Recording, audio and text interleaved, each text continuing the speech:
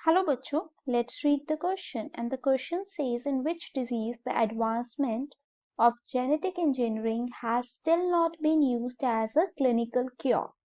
That it would be encephalopathy, emphysema, phenylketonuria and cystic fibrosis. So first of all, for this question, if a child want to answer this, the child must be aware about genetic engineering.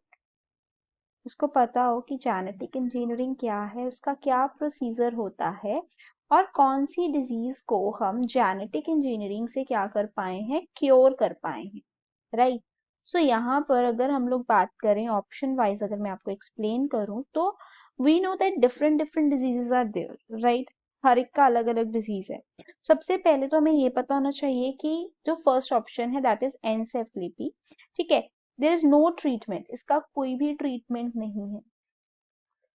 Even इसका मतलब हम कह सकते हैं कि कोई cure नहीं है। अभी तक हमें ना इसका कोई ट्रीटमेंट है ना ही इसका क्योर है। Basically the reason behind this, क्यों, क्योंकि ये क्या होता है, एक बर्थ डिफेक्ट है।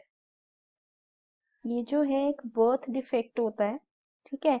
और इसमें मेजर क्या होता है कि जो ब्रेन के पार्ट्स हैं, है ना, वो कंप्लीटली हम कह सकते हैं फॉर्म नहीं होते। सो ये जो है ना, इसका मतलब अभी तक हम कह सकते हैं कोई क्योर नहीं है।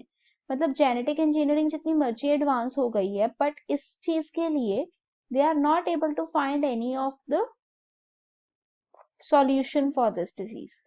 वेयर एज अगर मैं बाकी डिजीज की बात आपके साथ करूं, यहाँ पर सपोज लाइक एम्फीसीमा जो ये है, ये लंग कंडीशन है, तो इसके लिए क्योर जो है वो अवेलेबल है, right. The third it would B phenyl ketonuria, ये भी क्या है, डेफिशिएंसी होती है एंजाइम की बॉडी के बीच में। This is also related to the deficiency of an enzyme, ठीक है, जिनकी वजह से जो है फर्दर एक्यूमुलेशन हो जाती है।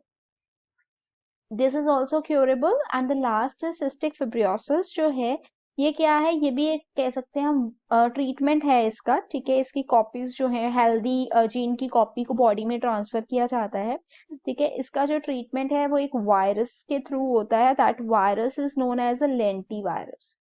तो यहाँ पर हमसे पूछा गया था किसका नहीं क्लिनिकल क्योर है, that it would be anencephaly because it is a birth effect. So यहाँ पर करेक्ट ऑप्शन होगी option A. I hope you understood it well. All the best.